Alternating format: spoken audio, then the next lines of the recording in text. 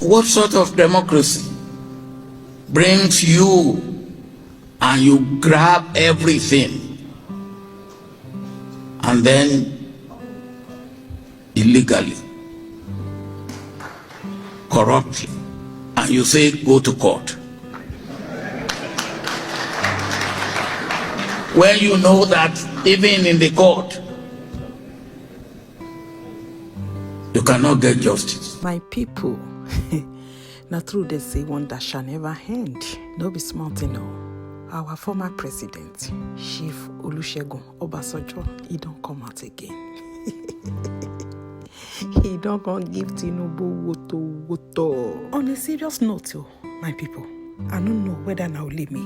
I beg, what is the difference between this man and the present one, as in the one we did now? Me, I don't see any different, if I may say.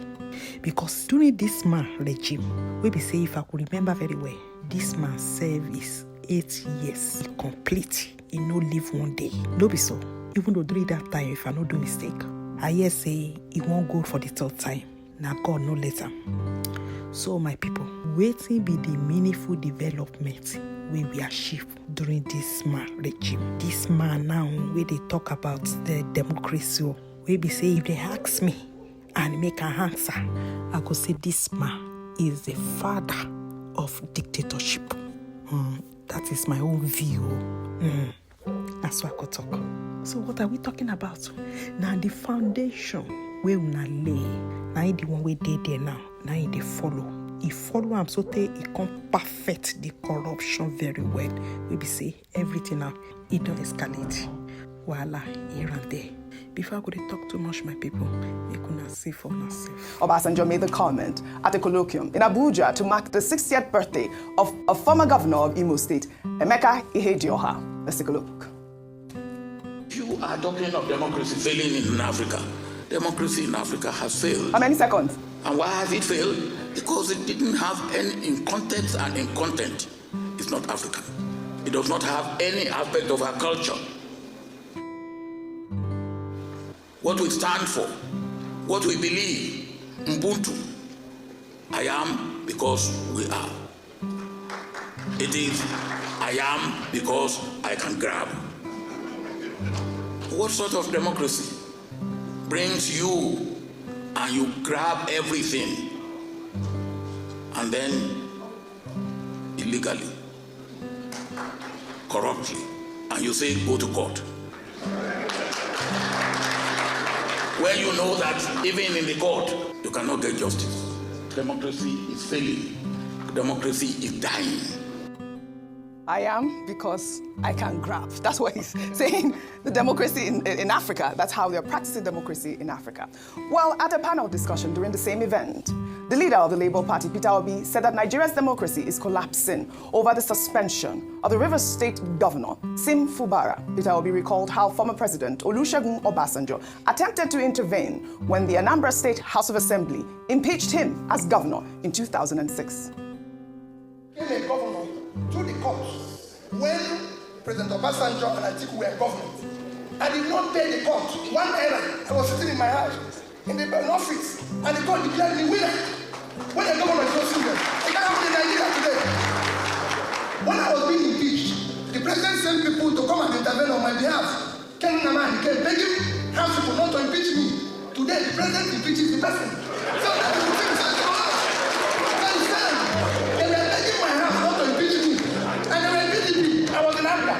And they were begging. President was calling me and said, Peter, are you okay? Even when I was impeached, President Obasanjo called me and said, are you okay? Are you safe? When I come back from the court, when court eventually declared me under Nduma, President Yaradua called my phone in London and said, congrats. I said, President, I can't come back because, if I come back, these people. He said, tell me the flight which you're coming back. And I told him, when I came the first time, military people came to the airport. I couldn't believe it. I took me straight to him. Now the president will ask him not to come back here again. So he said, let's not talk about it. Let's talk about how you're going to do it. It's collapsed. Well, all right, let me take a reaction from Bayo Nonugayo before I come to you.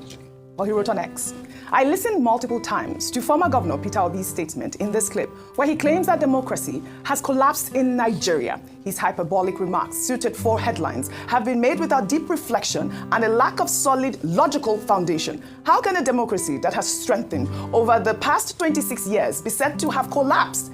Only a discontented and disgruntled Peter, who believes from the very free speech, or who benefits from the very free speech democracy provides, could perceive such a democratic downfall through his lens. If democracy had indeed collapsed, as Peter claims, and we were living under a regime antithetical to democratic principles, he would not have been able to make his comments on Monday at Emeka Ihedioha's colloquium. I will urge him to watch what he says and restrain himself from playing to the gallery. Is this a gag on free speech? I mean, free speech is our fundamental. But I mean, Bayo Ononuga's comment, I'd like for you to, highlight some of the points that he made there in terms of whether or not Peter Obi is asserting himself properly, or what you think about his comments about democracy collapsing in Nigeria. Ayo. Interesting take from Mr. Bayo Ononuga, and I'm glad to finally see a response from the president. I was expecting such. Earlier on, I don't think we hadn't taken this angle to the story. Yes. With Mr. Ononuga's position, he actually goes to further prove what Mr. Peter Obi was saying. Yes. Democracy is, well, I wouldn't go as far as saying that it has collapsed or it's collapsing. I'd rather toe the line of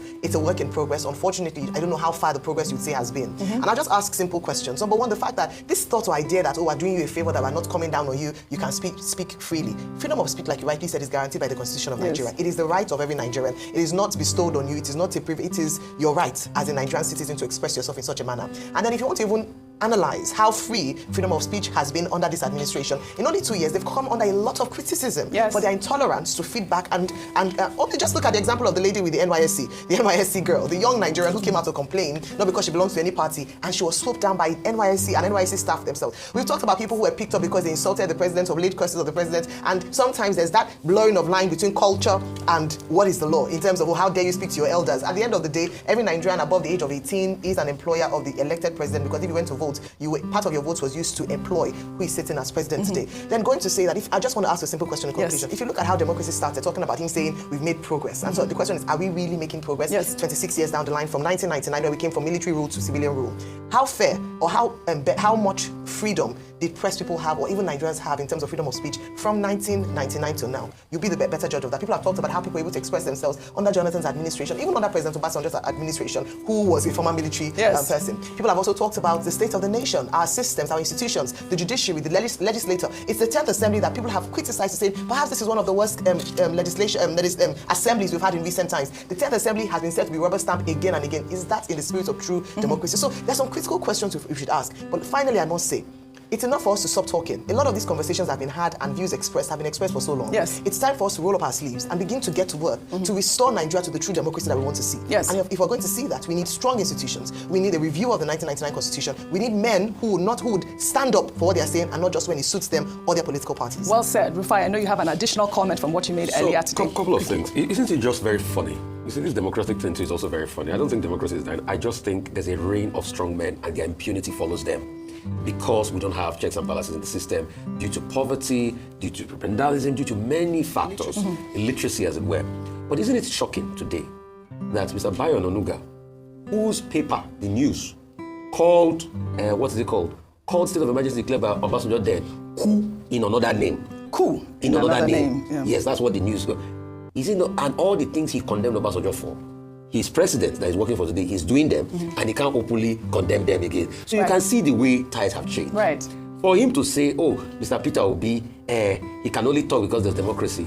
We have heard a lot of free speech being stifled. We've talked about Rie. What about the people arrested? What about the lady that said she cursed at President Tinubu and she was picked up? So we have many things like that. But also for Mr. Peter Obi, you see, I keep insisting, the way we have big men in this country that makes it so easy for them to have a winner-takes-all mentality is the problem. I have seen a couple of messages. I'll say, Mr. Peter Obi that is talking as a democracy. When he was governor of Anambra State, he ran the state with also administrator of the local government. And I've taken that question to him many times. He's reported, but there were cases in court. So when you look at it across board, there's always a latitude to be able to do these things. The question is, how can we slim down that latitude? Because the same Mr. Peter Obi that said Obasanjo fought for him, when he was impeached, the same Rashidi Adewale Ladoja cannot say the same of Obasanjo when Adedibu did impeach him. I know of that incident because I was around Ibadan that period. I know what happened. There was skirmish, there was fights at the parliament in Ibadan that day with a lot of thugs. So the same Obasanjo that was like good to him, I think what Olusegun cannot say that was the same case with him. All right. So it's both ways. But the question we should ask is, why is it that men that were once called defenders of democracy, people like Tinubu, are now those against the tenets of democracy today? Right. Why is it that men like OBJ, that in their time, they could have done it better, they didn't do it better, they violated those tenets, and now they Cape Crusaders today? That's what we should fix. Yes, yesterday we took a story of a former Lagos State Governor, Fashola, who called President Bola Ahmed Tinubu a champion of democracy. But it is important that we continue to foster democracy in Nigeria. And to do that, we need strong voices, strong opposition leaders to continue to